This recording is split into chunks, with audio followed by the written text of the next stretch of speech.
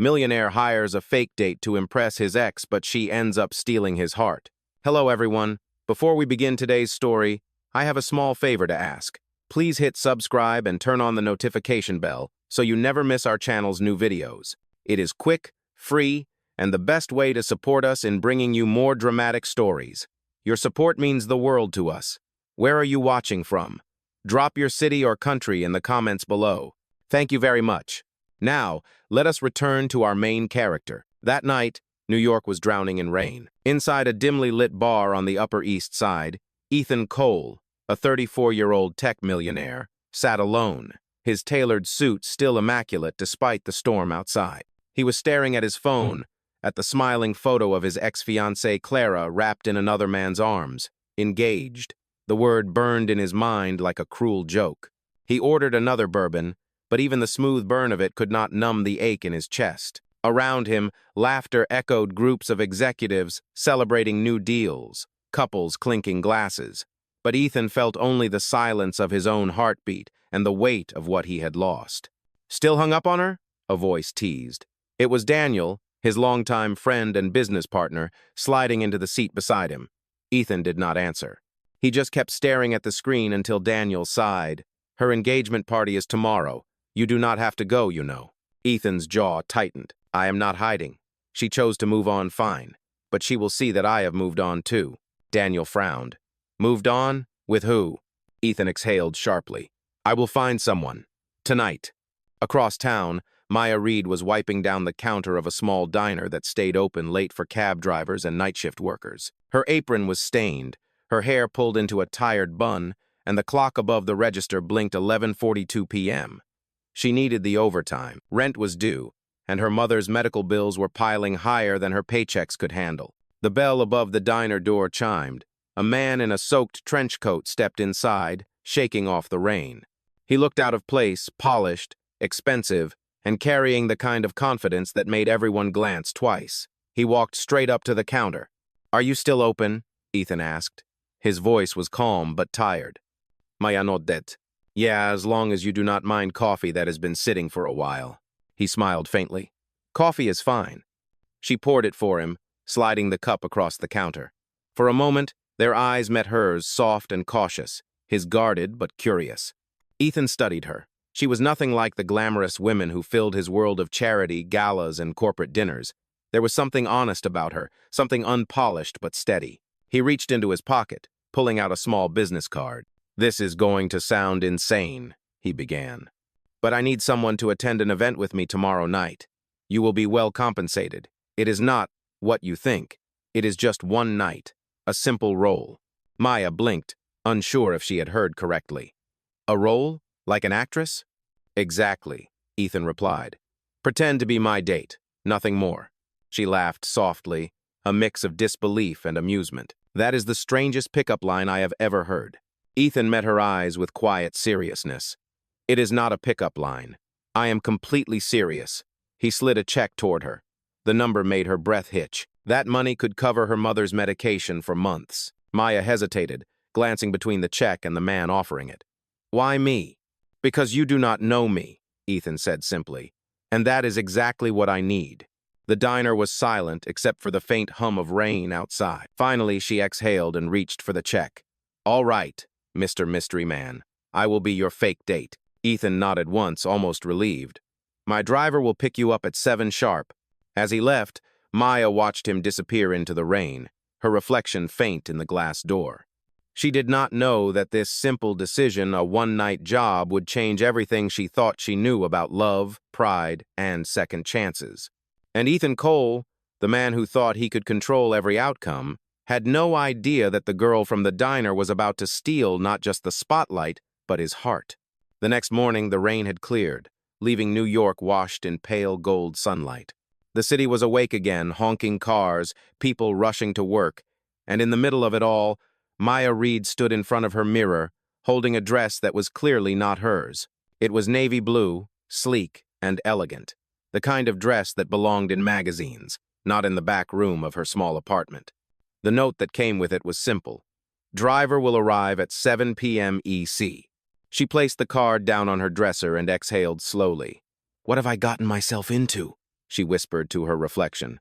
Her hands trembled slightly as she brushed her hair into soft waves. She reminded herself this was just a job. One night, nothing more.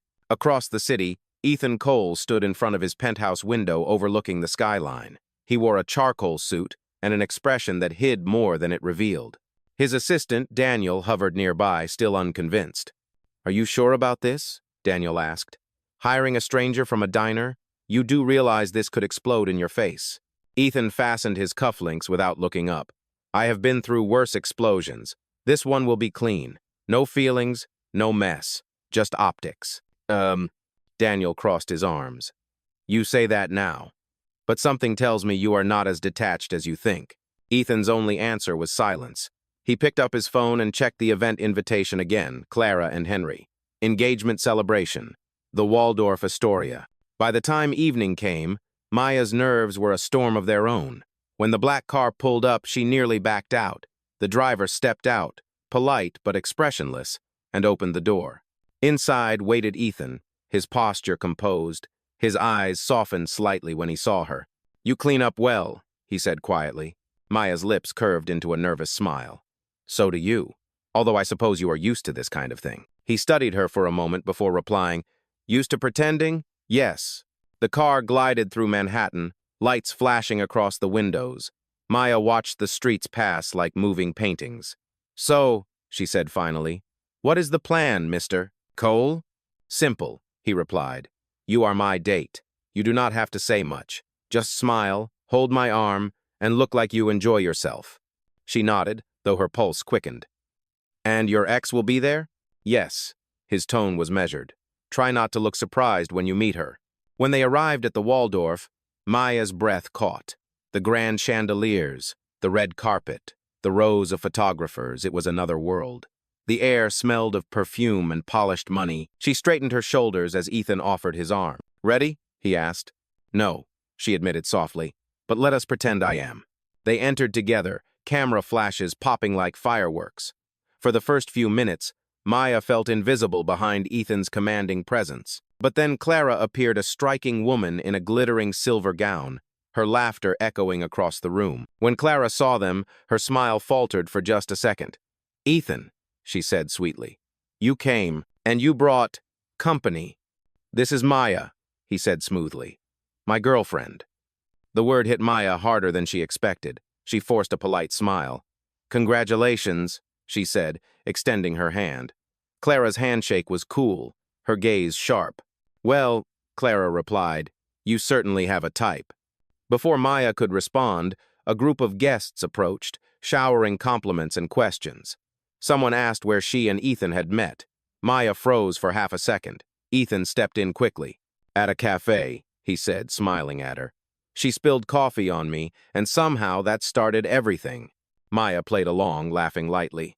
"He is exaggerating. It was tea." The guests laughed, and Clara's forced smile returned. The tension eased. For the next hour, Maya found herself walking through conversations, smiling for photos, and trying not to trip over her heels. Ethan stayed close, guiding her gently, his calm presence steadying her nerves. At one point, during a lull in the crowd, she leaned toward him. "You are surprisingly good at this," she whispered. He glanced at her, his expression unreadable. "You too. You belong here more than you think." The words lingered longer than they should have. Later, as the party reached its peak, a waiter passed with champagne. Maya accepted a glass, her fingers trembling slightly. Clara's fiancé, Henry, approached with a charming grin. "So you are Ethan's new love? He must have moved on fast." Maya smiled politely. "Time has a funny way of surprising people." Henry chuckled. "Indeed. Well, she is stunning, Ethan. You did well." Ethan's jaw flexed, but he only said, "I always do." The night stretched on, the performance becoming easier, almost natural. Maya found herself laughing, talking, even forgetting for brief moments that it was all fake. When the music softened into a slow piano melody, Ethan turned to her. "Dance with me," he said. Maya hesitated. "People are watching." "That is the point." He led her to the dance floor, his hand steady at her back. Under the chandeliers, they moved together, quiet, graceful. For a moment, the noise around them faded. "Why her?" Maya asked softly. Why do you still care? Ethan's voice was low. Because I loved her once. Because she taught me how easy it is to lose yourself in someone who never planned to stay. Maya looked up at him. Then maybe tonight is not about her anymore. Their eyes met, and something shifted, something neither of them expected nor wanted to name. When the music ended, applause filled the room. Maya curtsied playfully, earning genuine laughter from Ethan. For the first time in years, his smile reached his eyes. As they left the ballroom later that night, the city lights shimmered like small fires against the wet streets. Inside the car, silence stretched between them, not awkward, but alive. Ethan broke it first. You did more than you were hired for tonight. Maya turned to him. Oh? And what is that? You reminded me what real looks like. She looked away, her heart skipping once. Outside, rain began to fall again, soft and steady against the glass. Neither of them spoke for the rest of the ride, but both of them knew the line between fake and real had already begun to blur. The following morning, sunlight spilled through the sheer curtains of Ethan's penthouse. The night before felt like a dream, one that Maya could not quite categorize as good or bad. She sat at the small breakfast table, hands wrapped around a cup of coffee that was far too expensive for her taste. Everything about the place felt too perfect, too distant from the world she came from. Ethan entered the room, already dressed in another flawless suit. "Morning," he said, his tone calm, professional, as if last night's dance had never happened. "Morning," she replied softly. He poured himself a cup of coffee and sat across from her. "You handled yourself well last night, better than I expected." "Thanks," Maya said, unsure if it was a compliment or an observation. "So, what happens now? I assume the job is done." Ethan hesitated, then leaned back in his chair. "Not exactly. The event was a success, but there is one more dinner next week with board members and investors. Clara will be there again. I could use your help one more time." Maya blinked. "So this was never just one night." "Technically it was," Ethan said with a faint smirk. "Now it is a new contract." She laughed lightly, shaking her head. "You really do not stop until you have control of everything, do you?" "I like predictability," he admitted. "It keeps things from falling apart." Her voice softened. "That sounds exhausting." Ethan looked at her then, really looked, and for a second the wall behind his eyes cracked. But before Maya could say anything more, his phone buzzed. He glanced at the screen, his jaw tightening. "Excuse me," he said, rising from his seat. "Business never sleeps." When he left, the silence returned. Maya exhaled slowly, staring at the skyline outside. She was beginning to realize something unsettling. The man behind the polished facade was lonelier than anyone she had ever met. Later that afternoon, Maya returned to her modest apartment, still in disbelief that her life had crossed paths with someone like Ethan Cole. She placed the check he had given her inside an envelope on the counter, untouched. She could not explain why, but something inside her refused to cash it yet. That evening, her best friend Renee dropped by, bringing cheap takeout and curious energy. "Okay, spill it," Renee said, dropping onto the couch. "You disappeared for 24 hours and came back smelling like luxury perfume. Who is he?" Maya rolled her eyes but smiled. "It is not like that. It is a job. I was hired to be someone's date for an event." Renee nearly choked on her noodles. "You what?" "It is not what it sounds like," Maya insisted. "He is a CEO. It was for an engagement party. Strictly professional." "Professional? Honey, you are glowing. That is not professional. That is emotional confusion." Maya laughed, tossing a pillow at her. "Stop it. He is way out of my league, and it is not real. It is all pretend." But later, lying in bed, Maya stared at the ceiling and thought about the way Ethan's hand had fit at the small of her back, the quiet warmth in his voice when he said she reminded him what real looked like. "Pretend," she told herself again. "It is all pretend." Across the city, Ethan sat in his office long after everyone else had left. The skyline flickered outside his window, cold and distant. He was reviewing contracts, but his mind kept drifting back to the girl who had smiled through his facade as if she could see right through it. He opened his phone, scrolling to a photo that one of the photographers had taken at the gala. Maya, laughing mid-sentence, light reflecting in her eyes. Something about that picture made his chest tighten. He locked the screen and pushed the phone away. The following week arrived faster than either of them expected. The dinner with the investors was held at a private country club, grand chandeliers, fine wine, and people who measured worth in stocks and last names. Ethan met Maya at the entrance. She wore a simple black dress this time, elegant but understated. "You look perfect," he said without thinking. She smiled. "That is becoming your favorite line." "Because it is true," he said quietly. The evening began as planned. Maya played her role flawlessly, answering polite questions and keeping her smile steady. But midway through the night, the rhythm broke. Clara appeared again, this time wearing a grin that did not reach her eyes. "Well, if it is not Ethan and his charming girlfriend," she said sweetly, "I must say, you two photograph beautifully. You are all over the tabloids this week." Ethan stiffened. "Tabloids?" Clara nodded, pulling her phone from her purse. "Apparently, someone leaked that you hired an actress to play your girlfriend." Quite the headline. The blood drained from Maya's face. "What?" she whispered. Ethan's expression hardened. "That is ridiculous." Clara shrugged, pretending sympathy. "I would hope so. But you know how gossip works." She turned to Maya with a smile sharp as glass. "You must be an excellent actress." The humiliation burned in Maya's chest. Around them, whispers began to rise. Ethan took her hand. "Ignore them," he murmured. But she could not. The laughter, the eyes, it was too much. She gently pulled her hand free and stood. "Excuse me," she said quietly, then walked away before anyone could stop her. Outside, the night air hit like ice. She walked quickly across the marble steps, tears stinging her eyes. The illusion had shattered. It had never been her world to belong to. Moments later, Ethan followed, his voice cutting through the cold. "Maya, wait." She turned, her face pale under the streetlights. "Was any of it real, Ethan? Or was I just part of your performance?"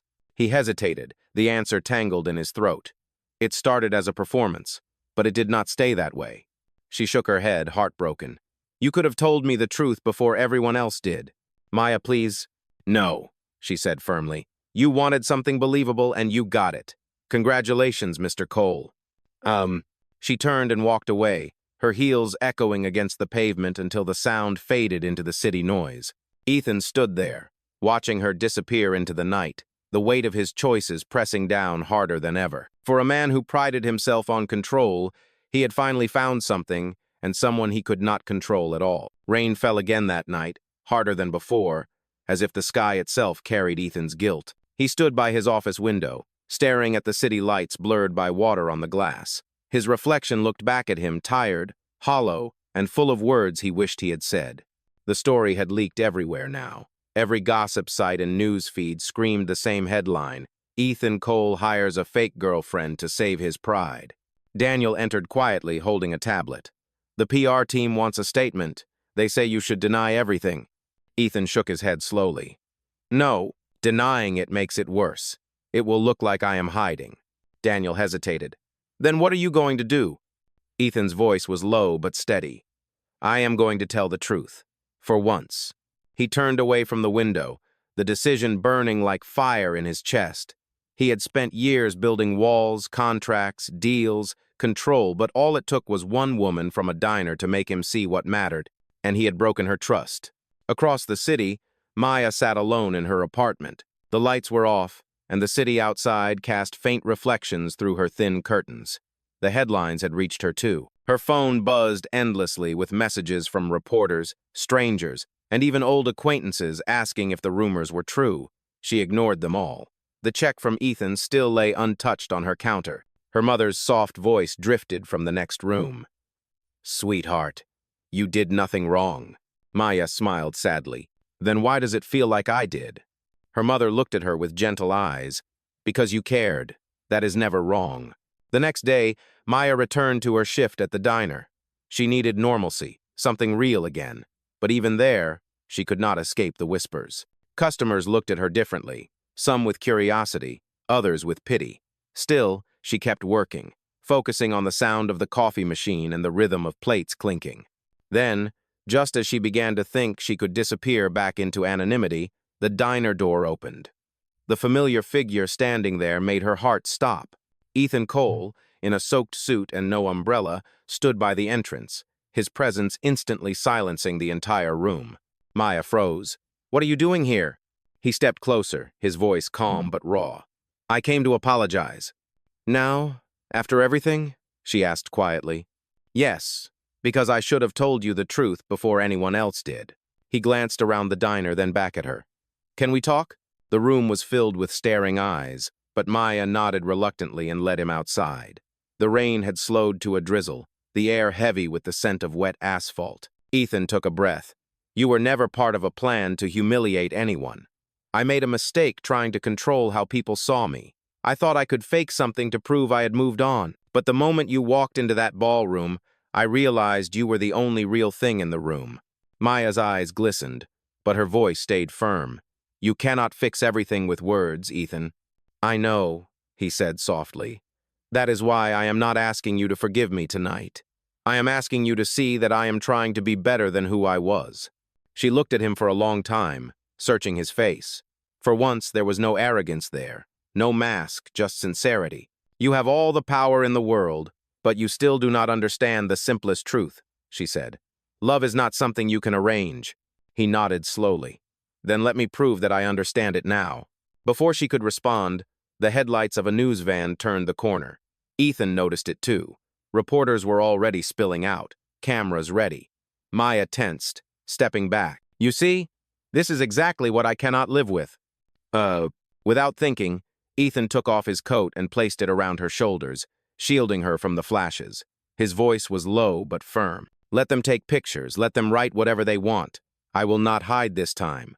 The reporters shouted questions, their voices echoing down the street. But Ethan did not look away from Maya. You do not owe me anything, he said. But I owe you the truth.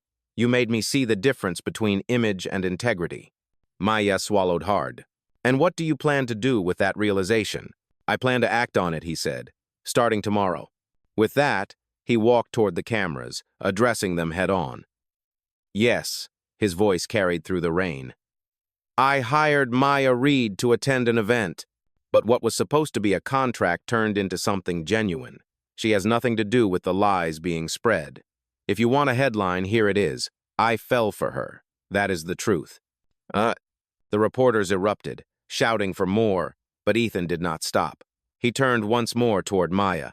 Their eyes met across the flashing lights, hers wide with disbelief, his steady with conviction. That night, for the first time, Ethan Cole's name trended not because of scandal, but because of honesty. And though Maya did not say a word, a small part of her heart finally believed him. The next few days unfolded like a quiet storm. News of Ethan's public confession spread everywhere. Some called it foolish, others called it brave, but no one could ignore it. For the first time in his career, Ethan Cole was not being praised for his business acumen or wealth. He was being talked about as a man who told the truth unfiltered and human. At the diner, Maya tried to keep her head down, but customers approached her with kind smiles instead of stares. One woman even whispered, "You are the girl who changed him, right?" Maya laughed it off, though a piece of her heart stirred each time she heard his name. She told herself it was over, but every night she caught herself replaying his words in the rain. You were the only real thing in the room. Meanwhile, Ethan's office was a battlefield. His board of directors demanded answers. Public relations teams pushed for damage control. But Ethan stood firm. We will not lie, he said during the meeting. Our reputation will survive honesty. What matters more is rebuilding trust not just with shareholders, but with people. Daniel pulled him aside after the meeting. You realize you just risked millions, right? Ethan looked at him calmly. I realized I risked something even more valuable before her trust, and I lost that. Money is easier to earn back. Daniel sighed, shaking his head. You are officially a changed man. Ugh. I hope so, Ethan said softly. A few days later, Maya was closing the diner when the doorbell chimed. She turned, expecting a late-night customer, but froze when she saw Ethan standing there again. This time, he looked different. No suit, no bodyguards, just a man with rain-damp hair and tired eyes. I thought I told you I do not do refunds, she said gently, trying to smile. He chuckled. I am not here for a refund. I am here to ask for one last chance. Maya folded her arms. A chance for what, Ethan? You made your confession. You faced the cameras. What else is there to prove? He stepped closer, lowering his voice. That it was never about saving my pride. It was about realizing what I lost when I let you walk away. She stared at him, unsure if she wanted to believe him. People like you live in a world I do not belong to. You will move on eventually, back to that world of contracts and headlines. Ethan shook his head. That world feels empty without something real in it. Without you. Before she could respond, a familiar jingling sound interrupted them. Maya's boss, a gruff old man named Leo, peeked out from the kitchen. Everything good out here? Maya nodded quickly. Yeah, it is fine. Just finishing up. Leo looked between them, then grinned. Well, whoever he is, make sure he leaves a tip. When Leo disappeared again, Maya could not help but laugh. You see, that is my life, Ethan. Tips, rent, and diner coffee. No private jets or penthouse views. Ethan smiled gently. Then maybe it is time I learn what real life feels like. No boardrooms, no filters, just this. He gestured around the diner. It is not about where we come from. It is about what we choose to build together. For a long moment, she said nothing. Then, quietly, she asked, And what if I say no? He looked straight into her eyes. Then I will still thank you for reminding me what it means to be human. Maya's throat tightened. Something inside her wanted to run, but another part wanted to believe. After a pause, she said softly, One chance, Ethan. That is all I can give you. Relief flickered across his face. That is all I need. From that night on, Ethan began showing up at the diner not in suits or luxury cars, but in jeans and rolled-up sleeves, helping with closing shifts, fixing the broken coffee machine, or just sitting quietly at the counter while Maya worked. Word spread again, but this time, there was no scandal, just curiosity. People saw a billionaire cleaning tables, and somehow it made them smile. Weeks passed, and something gentle began to bloom between them. It was not built on contracts or appearances, but on small moments, shared laughter, burnt toast, late-night talks after closing. The rhythm of their lives found a new balance, one grounded in honesty. One evening, as Maya locked the diner, she noticed Ethan waiting outside with a small velvet box in his hand. Her breath caught. Ethan, he opened it slowly. Inside was not a diamond ring, but the same silver necklace she had worn at that first gala, the one he had given her as a prop. Do you remember this? He asked. Maya nodded. It was supposed to make me look like I belonged. He smiled. It did more than that. It made me realize you already did. He took a breath. I am not asking for a perfect future, Maya. I am asking for a real one with you. Tears filled her eyes as she looked at the necklace, then at him. Finally, she whispered, Yes, but only if we start from zero. He laughed softly. Zero sounds perfect. As he clasped the necklace around her neck, the streetlights reflected in her tears. And for the first time since they met, there was no pretending left between them, just truth, and a love that had finally found its way home. The morning sun glowed softly over the city skyline, touching the glass towers with streaks of gold. For the first time in years, Ethan Cole woke up before his alarm, not because of meetings or deadlines, but because peace had finally found him. The air felt lighter, the silence calmer. On the kitchen counter sat a small box of blueberry muffins with a handwritten note. For the man who finally learned how to smile. He smiled to himself, brushing his thumb over the note. It had been 3 months since that night at the diner when Maya had said yes. Their relationship had grown quietly, away from headlines and crowds. Ethan no longer lived behind tinted car windows or bodyguards. He walked the streets, took the subway, and learned to enjoy things that once seemed ordinary: coffee from a paper cup, laughter from strangers, and the warmth of holding someone's hand without worrying about who might see. That morning, he visited Maya at the diner before it opened. She was already there, hair pulled into a messy bun, apron tied loosely around her waist. The smell of pancakes and fresh coffee filled the air. You are early, she said, pretending to frown as he walked in. I missed the breakfast rush, he replied with a grin. She rolled her eyes, setting a plate in front of him. You mean you missed your private chef and came here for real food? He laughed quietly. Guilty. They sat together for a moment, enjoying the calm. The diner had become their safe place, a world where no one cared about bank accounts or last names. Maya noticed the tiredness in his eyes and asked softly, You have been working again, haven't you? He nodded. A little, but it is different now. I am trying to rebuild things the right way. Fewer secrets, fewer walls. She smiled. That sounds like the man I said yes to. Just then, the diner door opened, and Daniel stepped in, rein still on his shoulders. Sorry to interrupt, he said, glancing at Ethan. The foundation event is tonight. The press is asking if you will make an appearance. Ethan hesitated. The Carter Foundation Gala? Daniel nodded. It is the first big event since everything happened. If you attend, it could mean a fresh start. Ethan looked at Maya. Her expression was gentle, steady. You should go, she said quietly, but only if you are ready. He reached across the counter and squeezed her hand. Only if you come with me. That evening, the ballroom was alive with soft music and golden light. The same chandeliers that once reflected his loneliness now glimmered over a man transformed. As Ethan and Maya entered, the crowd turned, some in surprise, some in admiration. Cameras flashed, but this time, he did not flinch. Maya wore a simple emerald dress that caught the light when she moved. Ethan could not take his eyes off her. Every glance between them felt like a conversation of its own. Daniel approached with a proud grin. You clean up well, boss. Ethan chuckled. I had good motivation. He looked at Maya. Halfway through the evening, the host took the stage to introduce Ethan as the main speaker. The room quieted. Ethan stepped forward, the microphone trembling slightly in his hand. Most of you know me for the wrong reasons, he began, and maybe that is fair. I spent years chasing perfection, thinking success meant control, but somewhere along the way, I forgot what real looks like. He paused, scanning the crowd until his gaze found Maya near the back. Someone reminded me that truth is not polished. It is messy, imperfect, and sometimes it hurts, but it is the only thing worth building on. The audience was silent. For once, his words were not rehearsed, not strategic, they were real. He continued, the Carter Foundation will focus on programs that help small businesses run by women and single parents. People like Maya, who taught me that kindness and integrity are the true currencies of life. Maya's eyes glistened.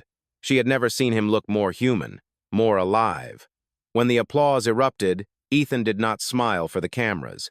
He smiled for her. After the speech, he found her standing near the balcony, the city lights shimmering behind her. You did it, she said softly. We did it, he corrected. You were the reason I had something honest to say. He reached into his pocket and pulled out a folded piece of paper. What is that? She asked. A new contract, he said with a teasing grin. But this one has only one clause. She raised an eyebrow. Oh, really? And what is that? He unfolded it and read aloud. Clause 1. Ethan Cole agrees to spend the rest of his life proving that real love does not need signatures. Oh, Maya laughed through tears.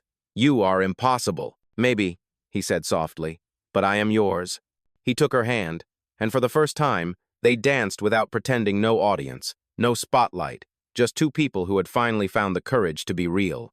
Outside, the rain began to fall again, but neither of them cared, because in that moment, the world had finally stopped pretending, too. The next morning, sunlight streamed across Maya's apartment, painting warm stripes over the floorboards. The city outside was alive again, yet everything felt slower, softer. Ethan stood by the window, shirt sleeves rolled up, making coffee as if he had been doing it for years. It was a small, ordinary thing, but to Maya, it meant everything. You look strangely comfortable here, she teased, tying her hair back. He smiled without turning around. Maybe I am, or maybe this place finally feels more like home than my penthouse ever did. She walked over and leaned on the counter. You do realize the coffee machine hisses every third pour, right? Ethan laughed. Then I guess we have something in common, imperfect, but functional. They shared a quiet moment, the kind that did not need words. For months, their lives had begun to blend together naturally.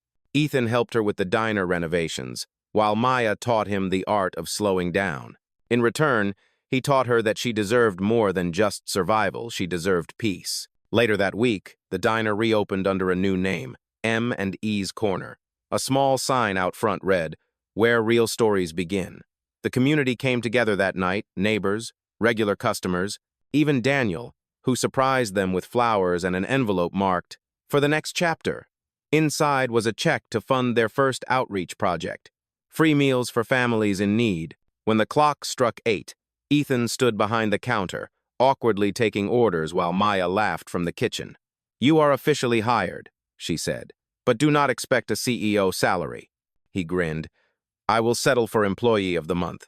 Their laughter filled the room, echoing against the walls that once felt too small for hope. For a man who used to measure worth by profit margins, Ethan now measured it by smiles, by the sound of Maya humming while she worked, by the warmth of a life no longer built on appearances. That night, after everyone left, the two of them sat outside beneath the diner's new sign. The street was quiet except for the hum of passing cars. Maya leaned her head on his shoulder. You know, when I first met you, I thought you were just another arrogant millionaire. Ethan chuckled softly. I was. But then you taught me that real wealth is not in what you own, it is in who you hold. She looked up at him, her eyes shimmering in the glow of the streetlight. Do you ever miss your old world? Sometimes, he admitted. But then I look at you, and I remember why I left it. For a while, neither of them spoke. The air smelled faintly of rain and fresh paint. Finally, Maya whispered, It is funny, isn't it? How something that started as fake became the truest thing in my life. Ethan turned to her, brushing a strand of hair from her face. That is how the best stories begin, with mistakes that lead to miracles. She smiled, her voice barely above a breath. So what happens next? He took her hand gently. Next, we build something that lasts. No contracts, no headlines, just us. The city lights shimmered in her eyes as she leaned in, and when their lips met, it was quiet and certain, like the final line of a story that had finally found its truth. From that night forward, the world no longer saw a scandal or a millionaire or a waitress. They saw two people who chose each other, not for status or appearances, but for the simple, steady promise of something real. And as dawn rose the next day over New York, the sign outside the diner glowed in the early light, proof that sometimes the most beautiful love stories are the ones no one planned. A year later, the city looked the same, but their lives had completely changed. The diner, once small and quiet, had become a local landmark. People came not only for the food, but for the warmth that filled the space. On the wall hung framed photographs, smiling customers, community events, and one picture that always drew attention. Ethan and Maya standing side by side at the opening of the Heart Project. The foundation had grown from a simple idea into something far greater. Together, they had built programs that helped single parents start small businesses, funded scholarships, and provided free meals for hundreds of families every week. The same man who once hid behind wealth now spent his days talking to people others overlooked.